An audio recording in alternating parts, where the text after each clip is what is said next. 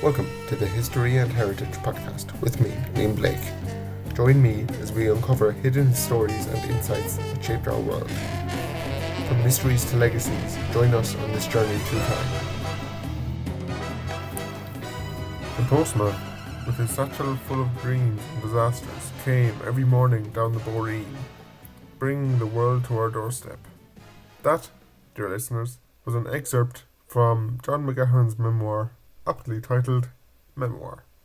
And there's something in that image that says it all. A satchel full of dreams and disasters. The postman doesn't just deliver paper, but life itself. Joys, sorrows, monies and memories. Ireland's postal story is long, winding like a boreen itself, shaped by empire, by resistance, famine and love. So today I want to take you on a journey through the history of the Irish post.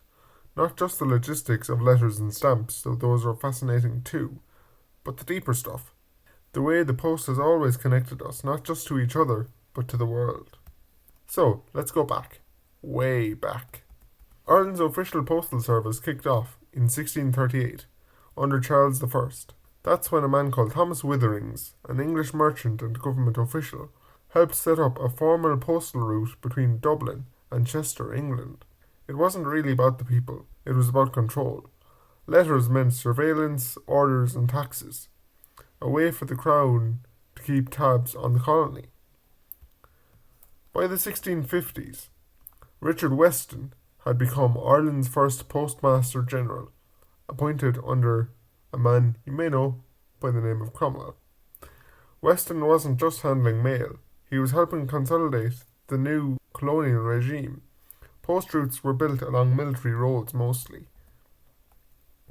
Communication and conquest at this time went hand in hand. Jumping forward then to 1670, we get regular weekly post from Dublin to cities like Limerick and Galway. This was a big step as it tied the island's towns tighter into British rule. Information moved faster, but so did power. All went quiet then for about a century, until 1789, when the first mail coach ran from Dublin to Belfast. A wooden coach bouncing down rough roads with armed guards riding shotgun, quite literally. Robberies were common, especially during the 1780s, when rural unrest was high. These coaches were seen as both civil and military, not just transport, but a show of strength. At that time, the whole postal system was run from Dublin Castle, the seat of British rule, the place from which laws were written and rebellions were monitored. In 1798, during the United Irishmen's Rebellion, authorities intercepted letters from people like Wolfe Tone. Communications were read, censored, and used against them. The postal service became a battlefield in its own quiet way. There were so-called black rooms too, places where letters were secretly opened, read and copied. Parts of the state's intelligence machine at the time, and again we are talking about the British state. In a colony like Ireland, mail was never actually neutral. After the Act of Union in 1801, the Irish post got even more tightly woven into the British system. Uniform stamps, centralised rules and shared infrastructure meant that Ireland's individuality, postal and otherwise, got buried deeper. But even within all this structure, local postmasters played vital roles. In the 1810s, many were clergymen or retired soldiers, particularly in rural areas. People, for example, like Reverend James O'Halloran in my county of Tipperary.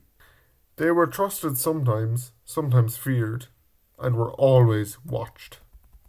Now, during the Great Famine, from 1845 to roughly 1842, the post became a lifeline. Letters between Ireland and America surged because people were writing, begging for passage money, for news of siblings, or for any hope at all. In 1848 alone, 25,000 letters were sent abroad every week. And those letters, then as now, were not private. They were read aloud in pubs, chapels and fields. A letter wasn't just for one person, it was for the whole community. One letter could carry the weight of a village. Some of them survive today, like the 1851 letter from Margaret Lillis in Boston. She wrote back to her family about wages, loneliness, pride, and her longing. She was homesick and ambitious, scared and strong. That letter really could have come from any time, couldn't it? Then in 1855, penny postage arrived. 1 penny to send a letter anywhere in Ireland or Britain, and this was an absolute revolution. The poor could actually, for once, afford to write to people. For the first time, truly, the post became a mass public service. By the 1860s, Dublin's General Post Office was handling over 6 million letters per year. That number tells you something. Literacy was rising, people were talking more, and the island was opening outward. And as mentioned previously, the post did more than just mail. In 1861, it started acting as a savings bank. For many rural Irish people, this was their first ever access to financial services. The post office became part of daily survival and a place to cash a money order, check a notice, or even hear the local news. During the Land War in the 1880s, the post became political again. Michael Davitt and the Land League used it to organise boycotts and circulate leaflets.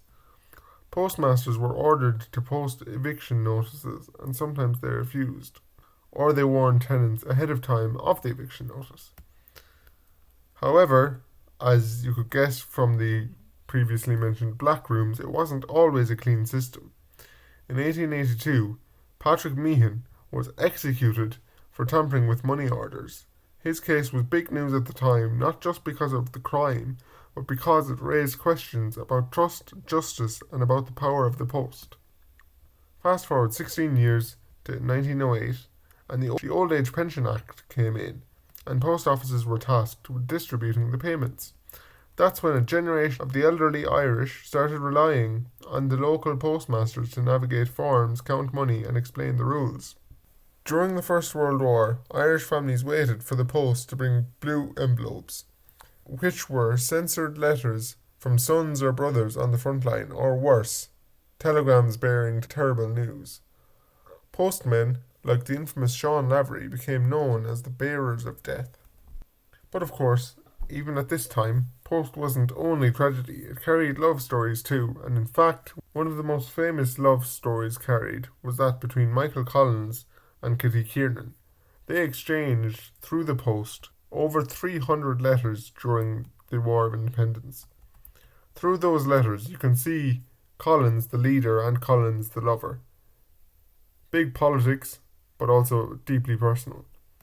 And of course, in 1916, the GPO, or General Post Office, itself becomes the stage of revolution. Pearse and Connolly take it over, hoist the tricolour, and declare the Republic. Pearse reads the proclamation from the steps. That building, once a hub of the empire, is turned into a symbol of freedom. And because of that, it is therefore, of course, destroyed, but then rebuilt. It was reopened in 1929 and is now the heart of Dublin, a beating symbol of Irish memory. During the War of Independence, postal workers helped the Republican cause, intercepting British mail and passing on intelligence to the local Republicans. Tom Barry, among others, used intercepted letters to plan ambushes. The post had become part of the fight. After partition in 1921, the postal system was split into what we have now, which is two administrations with two futures, An Post and Royal Mail. We will focus on An Post. In the decades that followed, post offices became vital parts of the Irish welfare state, with dole payments made, agricultural subsidies given, and ration books during World War II. For many in rural Ireland, the post office was more important than the bank, the pub, or even the church. People like Jack Moran in Cavan became local legends, known not just for delivering letters, but checking in on the old, the lonely, and the sick. Even up to this time, from famine up to this time, emigrant letters kept families together. Parcels of the famous tea and chocolate crossed the oceans. Children waited for dollars tucked into envelopes from Boston or New York. In 1953, 20 million Christmas cards were sent from or within Ireland. By the 1960s, many rural homes still didn't even have phones. Letters, therefore, remained the main way for people to stay in touch. On Pension Day, queues at the post office turned into social gatherings. By the 70s and 80s, the post was delivering not just letters but change. European grants, education schemes, and social supports were common.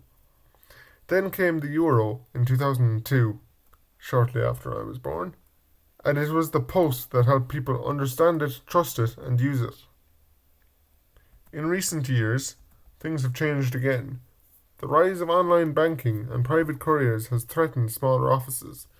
Campaigns like Save Our Post Office and Save Our Square in my local town of Thurles have fought hard to keep local branches alive. Unfortunately, that didn't work for their case. Because, after all, people know the post isn't just business, it's culture and memory, and most of all, it's human. In the COVID lockdowns, letters surged again. Children writing to grandparents, schools and nursing homes doing kindness postbox exchanges, postmen delivering medicine, food, and warmth. And as a whole, An Post, or the Postal Service, has adapted, switching to electric vehicles, expanding into the digital services, but the heart of it has not changed. Today, An Post still issue stamps that tell our stories, with people featured such as Irish writers, sports heroes, and even revolutionaries from back in the 1916 days. It still hires people who know your name, know your family, and who'll ask after your mother even. Because that's what it has always been. Post has delivered more than messages. It's delivered us to each other.